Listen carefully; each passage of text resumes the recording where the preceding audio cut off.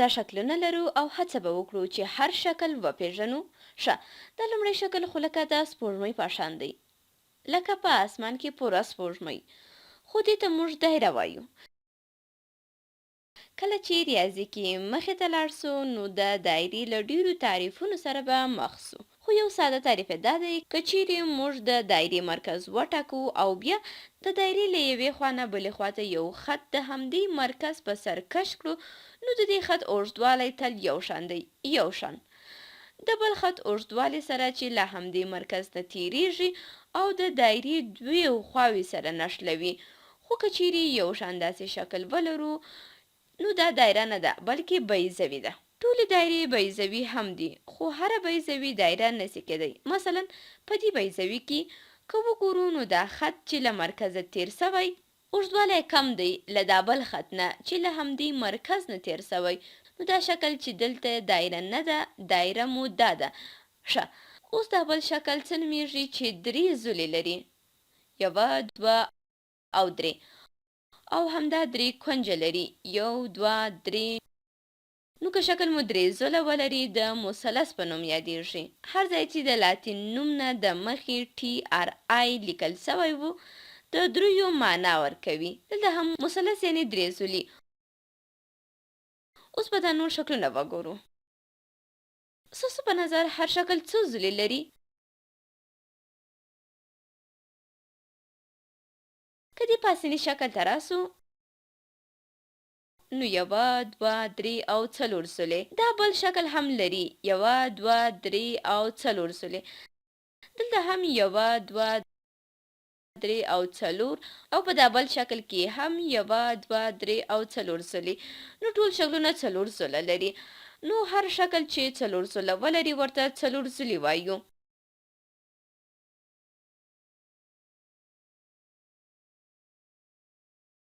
د هر لاتین په اثر کې چې کوید راسي نو د څلورو معنا ورکوي. نو دا یوه اسانه لاره ده ترڅو د یو نوم په معنا پوه سو.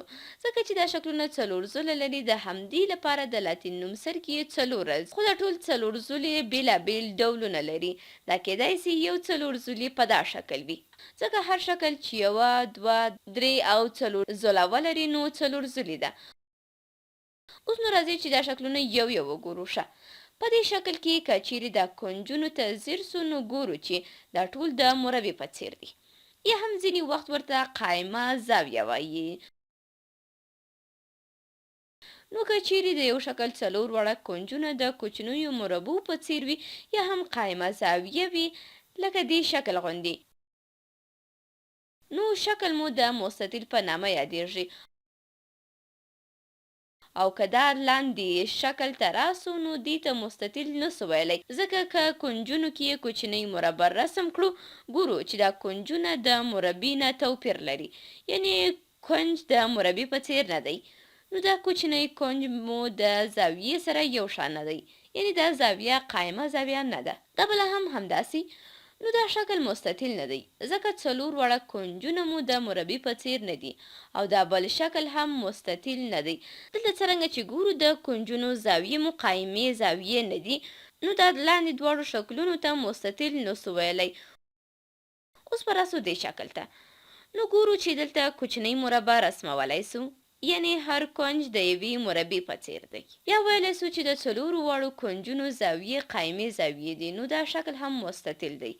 اوس نو دې دواړو شکلونو ته مستطیل ویلی سو. ښه،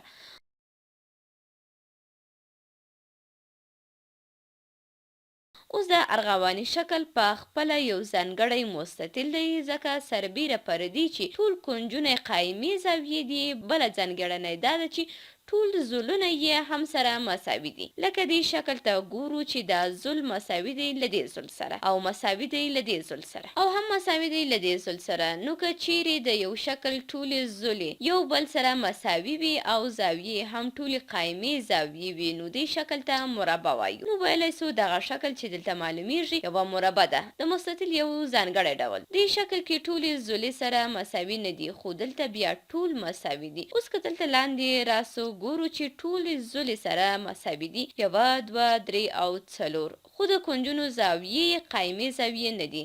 څرنګه چې ګورو دلته کوچنۍ مربع د کونجونو سره یو شان نه ده، یعنی زاویې مقایمې نه دي. نو که چیرې د یو شکل ټولې زولې یو بل سره مساوي وي، هغه شکل د لوزې په نامه یادیږي.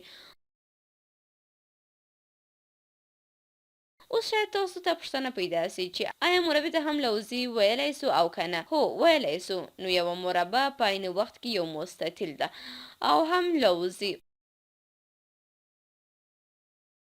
اوس به راسو دې وروستي شکل ته. د دې شکل جالبه ټکي دا دي چې دا دوه زولې یې په یو لور دي، یا که په بل ډول یې ووایو د دې شکل دا دوه زولې له یو بل سره موازي دي. موازي په دې معنا ده یعنی دا دواړه کرښې په هیڅ ځای کې هم یو بل نه پرې کوي. نو که چیرې د یو شکل دوه مخامخ زولې یو بل سره موازي وي، هغه شکل ته زوزنقه ویل کیږي، زوزنقه. او که دا دواړو نورو زولو ته وګورو، نو ګورو چې دواړه یو بل سره پرې کوي. نو دا شکل چې مو دلته ولید د زوزنقې په نامه یادیږي.